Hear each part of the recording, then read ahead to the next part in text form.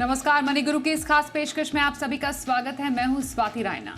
अच्छे फंड में निवेश करने से पहले निवेशक फंड का पिछला प्रदर्शन, फंड का asset under management, star rating इत्यादि देखते हैं। कई ऐसी रेटिंग एजेंसी भी हैं जो फंड को अलग अलग पैमानों पर परख कर बेस्ट फंड को चुनती हैं। आज समझेंगे कौन से ऐसे पैमाने हैं जिससे फंड का सिलेक्शन आसान होता है और सिर्फ स्टार रेटिंग और पिछले प्रदर्शन से फंड चुनने के क्या हो सकते हैं नुकसान। आज हम समझेंगे तमाम बारीकियां। हमारे साथ खास एक्सपर्ट है प्रवीण बाजपेयी, फाउंडर फिनफिक्स। उनका स्वागत करते हैं आज के इस खास शो में और समझने की कोशिश करेंगे कि क्या सिर्फ रेटिंग से ही आप एक अच्छा फंड चुन सकते हैं। और साथ ही हमारे साथ mutual fund expert Vishwajeet Parashar भी है। प्रवीण और विश्वजीत जी दोनों का बहुत स्वागत करते हैं मनी गुरु के आज के इस खास कार्यक्रम में।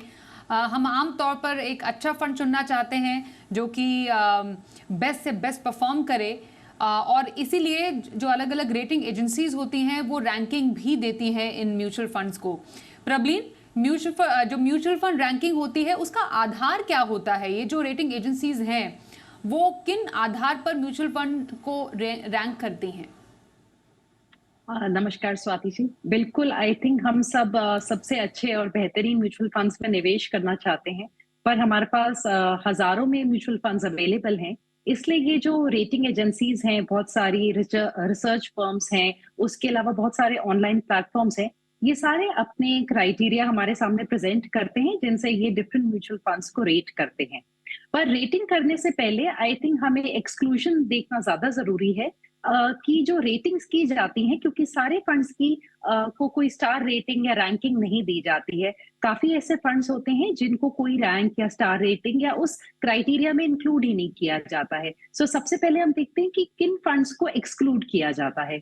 इसमें हमारे पास एक मिनिमम क्राइटेरिया फॉलो होता है जहां पे हम स्कीम का एसेट्स अंडर मैनेजमेंट देखते हैं, यानी कि उसका एयूएम कितना है। अलग प्लेटफॉर्म्स एंड अलग rating agencies and research firms Swati ji different criteria follow करते हैं। क्रिसिल जैसे इक्विटी फंड्स के लिए मिनिमम 10 करोड़ का एयूएम को एक मापदंड लेके चलता है। वहीं जहां पे हाइब्रिड फंड्स या डेट फंड्स की बारी आती है, वहां पे वो मिनिमम 50 करोड़ का एयूएम कंसिडर करता है कि आप एलिजिबल हो सकें किसी रेटिंग के लिए। यानी कि आपकी जो परख है वो पहले इन क्राइटेरियाज को पार करनी चाहिए, उसके बाद आपकी परख शुरू होती है। सेकंड इसमें आ जाता है age of the scheme. Specially ये बहुत इंपॉर्टेंट है इक्विटी स्कीम्स के लिए, बिकॉज अक्सर हम कहते हैं कि आप लंबे समय में इन्वेस्टमेंट्स देखिए, मार्केट्स का उतार चढ़ाव चलता है, तो इसलिए इक्विटी स्कीम्स को ज्यादातर परखने से पहले ये देखा जाता है कि उनकी 3 साल तक की उम्र हो चुकी हो। बिकॉज 3 साल से कम की उम्र में स्वाति जी अगर हम रेट करना शुरू करेंगे और ये कंपनीज रेट करना शुरू करेंगी, तो मेरे ख्याल से एक कंप्लीट पिक्चर जो परफॉर्मेंस की है वो सामने नहीं आती है। 3 इयर्स का क्राइटेरिया ज्यादातर प्लेटफॉर्म्स यूज करते हैं। और जहां तक हाइब्रिड फंड्स का सवाल है, वहां पे 12 से 18 महीने की उम्र के फंड्स को भी कंसिडर कर लिया जाता है। और जो तीसरी कैटेगरी है, एक तरीका है जिससे ये एक्सक्लूजन करते हैं, वो है कि जो हमारी कैटेगरीज हैं जिनको ये रेटिंग्स दे रहे हैं, उनमें एक होमोजेनिटी होनी चाहिए, यानी कि एक स्टैंडर्डाइज्ड फॉर्मेट होना चाहिए जिसके बेसिस पे वो उनको रेट कर सके। जैसे अगर मैं आपको एग्जांपल दूं, हम इंटरनेशनल फंड्स को उठाएं तो हमारे पास बहुत फंड्स हैं जो ब्राजील में पैसा लगाते हैं, कोई चाइना में, कोई ग्लोबली, कोई यूएस में, और डिफरेंट स्ट्रैटेजीज के थ्रू। और यहाँ पे हमारे पास कोई एक स्टैंडर्ड सिस्टम नहीं निकल के आता है जिनसे हम इन डिफरेंट इंटरनेशनल फंड्स को रेट करें। इसलिए अगर आप रेटिंग एजेंसीज और कंपनीज की रिपोर्ट्स पढ़ेंगे तो उनमें अक्सर इंटरनेशनल फंड्स को केटर नहीं किया जाता है। इनफैक्ट कुछ ऐसी रेटिंग्स भी हैं जहां पे वो इंडियन स्कीम्स जिनका कुछ एलोकेशन इंडिया के बाहर है, उनको भी कंसिडर नहीं किया जाता है फॉर द रेटिंग्स। बिल्कुल। तो एक हमने पैमाना समझ लिया कि जो रेटिंग एजेंसीज हैं कैसे कौन से बेसिक पैरामीटर्स पर जो म्यूचुअल फंड्स हैं उनको रैंक करती है, उनकी रेटिंग देती है। पर ये ज़रूरी क्यों है विश्वजीत जी? ये समझना भी इम्पॉर्टेंट है कि एक म्यूचुअल फंड कैसा प्रदर्शन कर रहा है। एक पर्टिकुलर म्यूचुअल फंड नंबर 1 पर आएगा या 2 पर आएगा या 3 नंबर पर आएगा। इसकी रेटिंग क्यों इम्पॉर्टेंट हो जाती है और आपके नज़र में वो बेसिक जो पैमाने हैं किसी फंड को रेट करने के, एक एजेंसी द्वारा पहले मैं समझूंगी, फिर जो आम निवेशक है कैसे चूज करे इस पर भी चर्चा करेंगे, पर एक एजेंसी द्वारा म्यूचुअल फंड को रेट करने के वो बेसिक पैरामीटर्स क्या यूजुअली रहते हैं? देखिए स्वाति जी, सबसे इंपॉर्टेंट पहले तो ये है कि ये एक हिस्टोरिकल रिटर्न्स है। ये हिस्टोरिकल परफॉर्मेंस को जज करते हैं, पास्ट परफॉर्मेंस को। और हर म्यूचुअल फंड में लिखा होता है पास्ट परफॉर्मेंस मे और may not be sustain in future. तो ये एक बैक टेस्टिंग है एक तरीके से। तो इससे कोई फ्यूचर का प्रिडिक्शन नहीं है कि जो रेटिंग टॉप है वो फंड आगे भी बहुत अच्छा परफॉर्म करेगा। लेकिन ये एक मापदंड हो सकता है, एक फिल्ट्रेशन प्रोसेस के लिए बहुत अच्छा हो सकता है कि आपको अगर फंड चुनने हैं, जैसा कि अभी बताया कि 2000 से ज्यादा स्कीम्स हैं, तो आप सारी स्कीम्स को तो ट्रैक नहीं कर सकते हैं। लेकिन अगर आप टॉप रेटिंग कंपनीज को या स्कीम्स को ट्रैक करें तो थोड़ा सा आसान हो जाता है। अब जो रेटिंग एजेंसीज हैं, ज्यादातर रेटिंग एजेंसीज के अलग अलग मापदंड हैं। तो वो बेसिकली जो ट्रैक करती हैं वो उनकी रिस्क रिवॉर्ड रेशियो या रिस्क एडजस्टेड रिटर्न्स को ट्रैक करती हैं कि कितना रिस्क लेके कितना रिटर्न एक्स्ट्रा मिला, कितना यूनिट रिस्क लिया और कितना रिटर्न एक्स्ट्रा मिला। चाहे वो अल्फा है या वो शार्प रेशियो है या वो मीन, जिसको कि एवरेज रिटर्न एनएवी से ट्रैक करते हैं कि कितने इस पीरियड में एवरेज रिटर्न क्या रही। जितना स्टैंडर्ड डेविएशन है वो रिस्क, मतलब जितना कम हो उतना अच्छा होता है, जितना शार्प रेशियो ज्यादा हो उतना अच्छा होता है। तो ये बेसिक पैरामीटर्स पे रेटिंग की जाती है। और इसके ऊपर ये भी देखा जाता है कि एक्सपेंस रेशियो, उसमें कॉस्ट कितनी लगी। जैसे कि कई रेटिंग एजेंसीज बहुत सारे पैरामीटर्स पर ट्रैक करती है, जिसको 5 Ps कहते हैं। पीपल की उसकी टीम कैसी है, उनकी फिलॉसफी कैसी है, प्रोसेस क्या है, किस प्रोसेस पे वो इन्वेस्टमेंट डिसीजंस म्यूचुअल फंड वाले लेते हैं, या फिर वो उस पर प्राइस कितनी लग रही है, कॉस्ट क्या है उसके ऊपर। तो बहुत सारे वेरियस पैरामीटर्स पे इसको ट्रैक किया जाता है। और जो टॉप 10 स्कीम्स होती है, 10 परसेंटाइल, उनको वो ए रेटिंग दे देते हैं या 5 स्टार रेटिंग दे देते हैं या फिर गोल्ड स्टार रेटिंग दे देते हैं। और बीच में उसको बी स्टार या फिर सिल्वर रेटिंग देते हैं। तो ये बेसिकली रिस्क एडजस्टेड रिटर्न और पास्ट परफॉर्मेंस के बेसिस पे ये रेटिंग दी जाती है। इसमें कहीं ऐसा नहीं है कि फ्यूचर में ये टॉप स्कीम जो रेटिंग स्कीम्स हैं ये आगे भी ऐसे ही परफॉर्म करेंगी। और बहुत बार ऐसा एक्सेप्शन होता है, कोई भी फंड बेस्ट परफॉर्मिंग फंड लंबा समय तक नहीं रहता। लेकिन ये रेटिंग से ये पता लगता है कि कंसिस्टेंसी, किस स्कीम में कितनी अच्छी कंसिस्टेंसी रही है लंबे समय तक रिटर्न्स देने की। तो उस बेसिस पे आप थोड़ा सा अंदाजा लगा सकते हैं कि आप कौन से फंड में निवेश करने वाले। राइट, तो ये तो रेटिंग एजेंसी के पैमाने हैं। प्रबलीन, रेटिंग एजेंसी जो कि रेट करती है, स्पेशली जैसे इक्विटी फंड है, उसमें सबसे महत्वपूर्ण पैरामीटर आपको कौन सा लगता है जिससे कि फंड के प्रदर्शन की मूल पहचान हो सकती है, जो कि हर एक एजेंसी चाहेगी कि हाँ ये एक पैमाना है, ये एक पैरामीटर है जिस पर किसी फंड को अगर वो खरा उतरता है तभी वो टॉप फंड कहलाया जा सकता है? जी स्वाति जी, जैसे अभी हमने देखा कि ओवरऑल जब हमने स्कीम्स की बात की तो एक क्वालिटेटिव फैक्टर्स हो जाते हैं और एक क्वांटिटेटिव फैक्टर्स होते हैं। क्वालिटेटिव फैक्टर्स में बहुत सारे फंड हाउस इंटरैक्शंस इन्वॉल्व होते हैं। क्वांटिटेटिव फैक्टर्स में मेरे ख्याल से हमारे पास 7-8 क्राइटेरिया हैं जो हम कॉमनली देखते हैं कि डिफरेंट रिसर्च आउटफिट्स जो हैं उनको यूज करते हैं। और उनमें से मुझे लगता है मैं 2 या 3 आपके साथ डिस्कस करना चाहूंगी। पहला हो गया information ratio. Information ratio Swati ji हमें एक स्कीम की कंसिस्टेंसी बताता है in terms of delivering higher returns जब हम उसको बेंचमार्क से कंपेयर करें। और ये मेरे ख्याल से एक बहुत ही वैलिड स्टैटिस्टिक है जो यूज करना चाहिए इन्वेस्टर्स को। बिकॉज जब हम एक्टिव फंड्स की बात करते हैं, जो पूरा आइडिया है एक एक्टिव फंड में पैसा डालने का वो यही है कि हमें बेंचमार्क से ऊपर रिटर्न मिले। और इंफॉर्मेशन रेशो स्कीम के रिटर्न्स में से बेंचमार्क के रिटर्न्स को घटाने के बाद देखता है डिवाइडेड बाय जो उसका एक स्टैंडर्ड डिविएशन होता है या ट्रैकिंग एरर होता है कि कैसे रिटर्न्स आ रहे हैं। ओवरऑल ये परसेंटेज निकाली जाती है। सो मेरे ख्याल से इंफॉर्मेशन रेशो एक बहुत इंपॉर्टेंट क्राइटेरिया हो गया। इसके साथ साथ हमें डाउनसाइड रिस्क मेरे ख्याल से किसी स्कीम का समझना बहुत जरूरी है। अच्छे समय में जब मार्केट्स अच्छा करती हैं, बहुत स्कीम्स में हम अच्छे रिटर्न्स देख लेते हैं।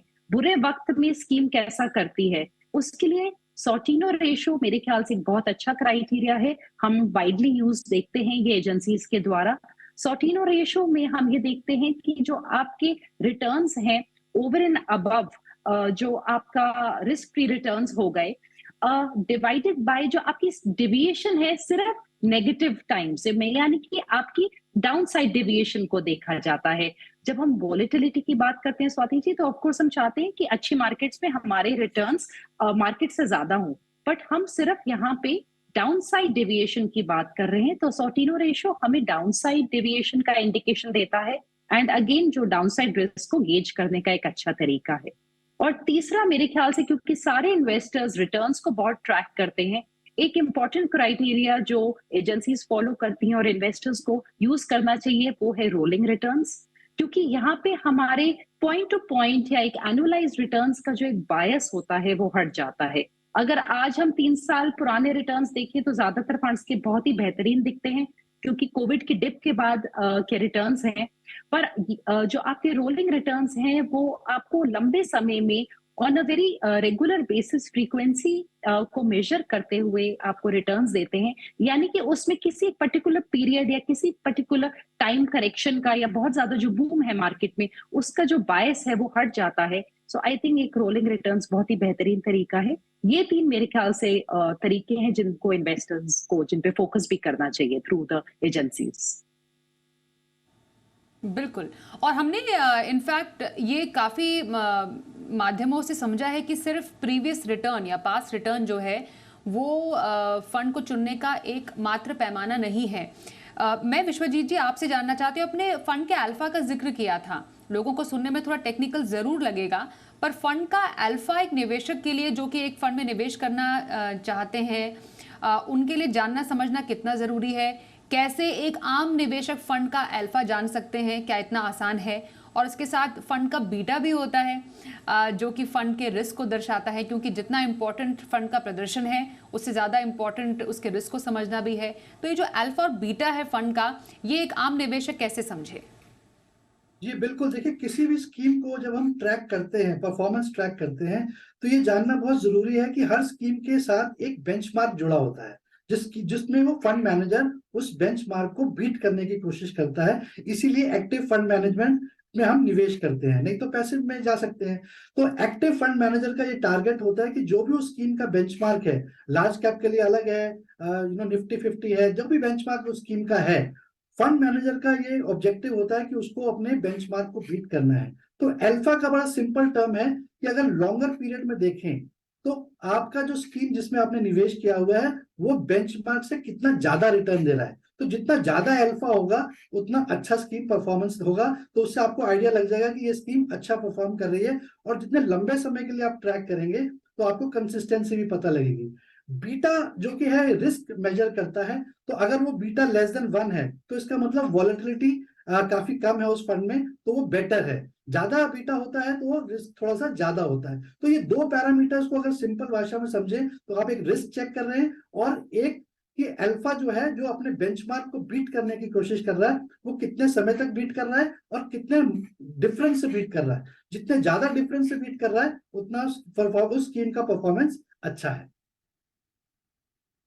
विश्वजीत जी, ब्रेक पर जाने से पहले एक छोटा जवाब मैं आपसे लेना चाहूंगी। आपने अल्फा और बीटा बताया यहाँ पर एक आम निवेशक को ये जानकारी मिलेगी कहाँ से एक फंड के अल्फा और बीटा के बारे में?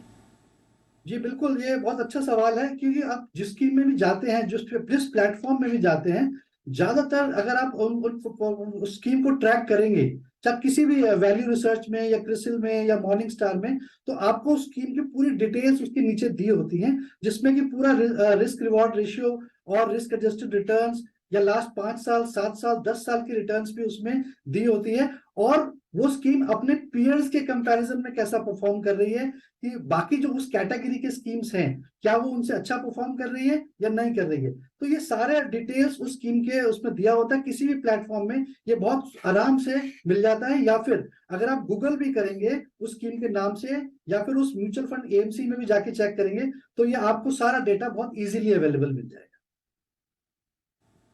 बिल्कुल, तो एक जानकार निवेशक अगर आप होते हैं तो आप सही जगह से सही जानकारी लेकर एक सही निवेश करते हैं। यही हमारी कोशिश है कि आप एक सही फंड का चुनाव करें, और कैसे कर सकते हैं इस पर हमारी चर्चा जारी रहेगी एक छोटे से ब्रेक के बाद।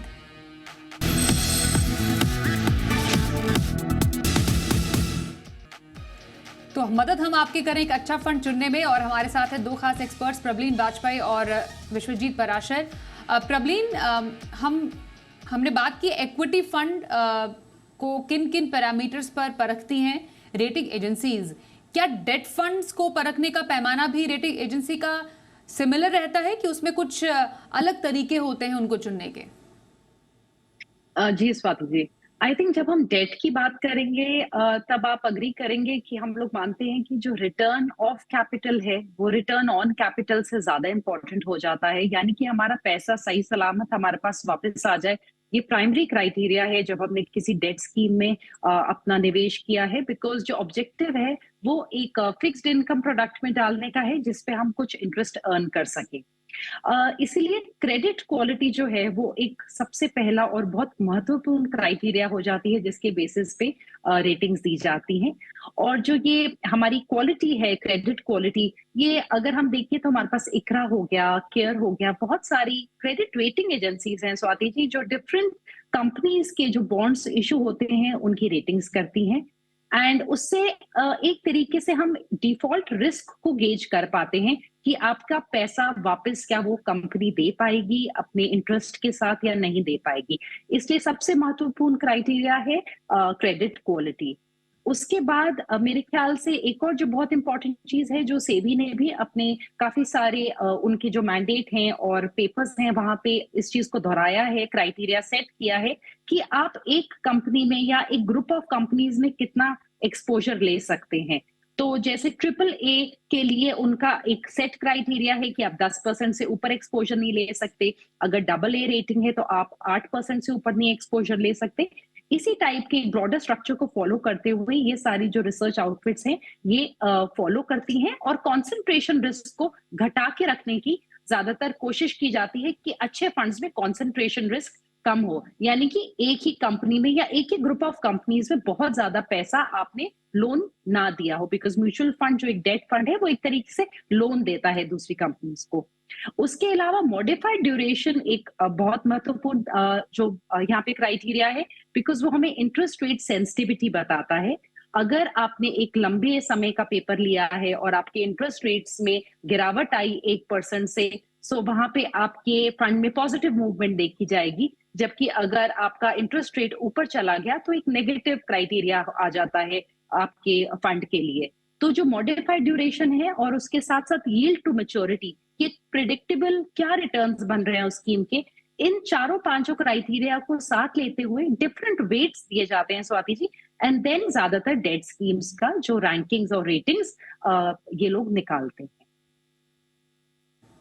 ओके और विश्वजीत जी, हम आमतौर पर जो स्टार रेटिंग देखते हैं म्यूचुअल फंड्स की, अलग अलग जब प्लेटफॉर्म्स की हम बात कर रहे हैं, आम निवेशक तो इन प्लेटफॉर्म्स पर ही जाते हैं, देखना चाहते हैं कि कौन सा म्यूचुअल फंड अच्छा परफॉर्म कर रहा है पिछले कई समय से। हम सिर्फ रेटिंग के बारे में बात करना चाह रहे हैं कि एक में 5 स्टार रेटिंग है, एक में 4 स्टार रेटिंग है, एक में 1 स्टार रेटिंग है। ये जो रेटिंग है, क्या स्टार रेटिंग ही काफ़ी है एक आम निवेशक के लिए? ऑफकोर्स हमने एजेंसी कैसे चुनती है किसी फंड को ये समझा, फंड का अल्फा बीटा भी समझा, क्या इसके अलावा भी फंड को चुनने की कुछ पैमाने हो सकते हैं एक आम निवेशक के लिए जो ज्यादा कॉम्प्लिकेटेड ना हो? जी बिल्कुल, अगर सिंपल भाषा में देखें तो जैसा मैंने पहले बोला कि रेटिंग सिर्फ एक बैक टेस्टिंग है कि पास्ट परफॉर्मेंस कैसी रही है, या हम ये समझें कि वो इस पास्ट पीरियड में उस स्कीम ने कैसे परफॉर्म किया है, और रेटिंग चेंज होती रहती है। लेकिन अगर आम निवेशक अगर चाहे तो बहुत सिंपल टर्म्स में देखे तो उसको सिर्फ ये देखना है कि क्या मेरे जिस स्कीम में मैं निवेश कर रहा हूँ उसने अपनी पीयर्स को कितना बीट किया है, या फिर बेंचमार्क को परफॉर्मेंस वाइज कितना बीट किया है। दूसरा बड़ा सिंपल तरीका है लेस एक्सपेंस रेशियो, क्या मेरी स्कीम का एक्सपेंस रेशियो बहुत ज्यादा तो नहीं है, क्योंकि लंबे समय में वो परफॉर्मेंस को इंपैक्ट कर सकता है। तीसरा, डिफरेंट मार्केट साइकिल्स में जब मार्केट गिरी हुई, आपको याद रहेगा कोविड में मार्केट फॉल हुआ या और किसी पीरियड में जब मार्केट फॉल हुआ, उस समय क्या ये स्कीम बहुत ज्यादा गिरी या अपने पीयर्स के मुकाबले या कम गिरी। तो ये 3-4 पैरामीटर्स में अगर हम ध्यान दें तो आपको समझ में आएगा कि स्कीम ओवर द इयर्स कैसा परफॉर्म करी है, उस स्कीम का कंसिस्टेंसी रिटर्न्स का कैसा रहा है, उस स्कीम में फंड में एयूएम कितना है। अगर एयूएम ज्यादा होता है तो कई बार फंड मैनेजर के पास कॉल कम होती है डिसीजन लेने की, लेकिन कभी कभी ये लाभदायक भी होता है कि जब रिडम्पशन प्रेशर आए तो वो फंड आराम से ले सकता है। और last but not the least, उसको फंड को मैनेज कौन कर रहा है, तो वो फंड मैनेजर का क्या ट्रैक रिकॉर्ड है, पास्ट में उन्होंने कौन सी स्कीम्स को मैनेज किया है और किस तरीके के रिटर्न्स दिए हैं। तो ये 4-5 क्राइटेरिया अगर हम ध्यान से देखें कि बेंचमार्क को बीट करती है या नहीं करती है, एक्सपेंस रेशियो ज्यादा है या कम है, अक्रॉस मार्केट साइकिल्स में कैसे परफॉर्म किया और उसका फंड मैनेजर कौन है, तो ये 4-5 चीजों से आप सिंपल तरीके से आप समझ सकते हैं कि ये स्कीम अच्छी है या इसका फ्यूचर आउटलुक कैसा है। बिल्कुल, और काफ़ी इम्पॉर्टेंट भी है ये तमाम क्राइटेरिया समझना, क्योंकि प्रबलीन, जैसा विश्वजीत जी ने भी बताया कि आप सिर्फ रेटिंग से आप डिसाइड नहीं कर सकते कि कौन सा फंड अच्छा है। दूसरा, आपको अपना भी एक डिस्क्रिप्शन लगाना पड़ता है कि आपके अपने गोल के हिसाब से, आपके अपने होराइजन के हिसाब से आपके लिए कौन सा फंड सूट करता है। ज़रूरी नहीं कि वो 5 स्टार रेटिंग फंड ही हो। दूसरा, कई बार निवेशक हमें कहते हैं कि हमने तो एक बहुत ही बेहतरीन फंड चूज़ किया था जिसका हिस्टोरिकली बड़ा अच्छा रिटर्न रहा था, लेकिन वो फंड अब परफॉर्म ही नहीं कर रहा है। तो जो यूजुअली जो निवेशक पिछला प्रदर्शन देखकर निवेश करते हैं किसी फंड में, उसका नुकसान क्या होता है? स्वाति जी, आपने बहुत ही इंपॉर्टेंट पॉइंट यहाँ पे टच किया है, बिकॉज जो रिसेंसी बायस है, यानी कि हम पिछले 1 साल का 2 साल का जो रिटर्न देख के इन्वेस्टमेंट करते हैं, उसमें मेरे ख्याल से बहुत सारे इन्वेस्टर्स ट्रैप हो जाते हैं। हम कहीं ना कहीं कोशिश करते हैं कि हम सबसे अच्छी और बेहतरीन फंड में इन्वेस्ट करें, और उस जो सिलेक्शन प्रोसेस में एक जो बहुत सिंपल तरीका ज्यादातर इन्वेस्टर्स अप्लाई करते हैं, वो ये होता है कि पिछले 1 साल का 2 साल का रिटर्न देख लेते हैं और उसके पीछे रिटर्न का क्या रीजन था, और ऐसे रिटर्न क्यों आए या आगे चल के क्या होगा, उस चीज को वो कहीं ना कहीं नजरअंदाज कर देते हैं, और उससे उनकी नंबर 1 एक्सपेक्टेशंस कई बार बहुत गलत सेट हो जाती हैं। अगर आप 2020 के आईटी सेक्टर के रिटर्न्स देखें तो फिनोमिनल है, 70-80% है, पर 2021-22 में आईटी ने उतना अच्छा नहीं और नेगेटिव रिटर्न्स दिए हैं बहुत कंपनीज ने, और अभी भी लैग कर रही है। यानी कि हमारी एक तो रॉन्ग कहीं ना कहीं एक्सपेक्टेशन सेट हो जाती हैं जब हम पिछले एकदम रिटर्न्स देखते हैं और हम उसके पीछे की अंडरस्टैंडिंग को नहीं समझते हैं कि क्यों ऐसा हो रहा है, तो वो एक सब ऑप्टिमल डिसीजन मेकिंग में कन्वर्ट हो जाता है इन्वेस्टर पोर्टफोलियो के लिए। इसलिए अगर वो पुराने जो रिटर्न्स देख रहे हैं वो देखें एनुअलाइज्ड रिटर्न, पर उसके साथ साथ उसके रोलिंग रिटर्न्स डेफिनेटली चेक करें। उससे उनको एक बेटर आइडिया मिल सकता है कि डिफरेंट मार्केट साइकिल्स में over a period of time, लंबे समय में उस स्कीम ने कैसा प्रदर्शन किया है। और कहीं ना कहीं स्वाति जी, हम ग्रीड और फियर दोनों को बाहर कर पाते हैं अब डिसीजन मेकिंग से, बिकॉज बहुत बुरा परफॉर्मेंस दिखता है तो भी हम इन्वेस्ट नहीं करते, और अक्सर बहुत अच्छे रिटर्न्स की तरफ हम लोग अट्रैक्ट हो जाते हैं। जी, तो कई पैमाने हैं आपको जो मालूम होने चाहिए किसी म्यूचुअल फंड को चुनने के लिए। सिर्फ पास्ट रिटर्न पे ना जाएं, थोड़ा होमवर्क करना ज़रूरी है। अलग अलग साइट्स हैं जिसके ज़रिए आप म्यूचुअल फंड्स के बारे में जानकारी ले सकते हैं, और उसके बाद एक इन्फॉर्म्ड डिसीजन के साथ आप अपने लिए अच्छा एक फ़ंड चुन सकते हैं। फिर भी कोई असमंजस हो तो एक अच्छा फाइनेंशियल प्लानर ज़रूर उनसे मदद ले, और आपकी मदद वो कर सकते हैं अच्छे निवेश के लिए। धन्यवाद करेंगे विश्वजीत जी आपका, प्रवीण आपका भी हमारे साथ इस कार्यक्रम में शामिल होने के लिए। वक्त एक ब्रेक का हो गया है, देखते रहिए जी बिजनेस।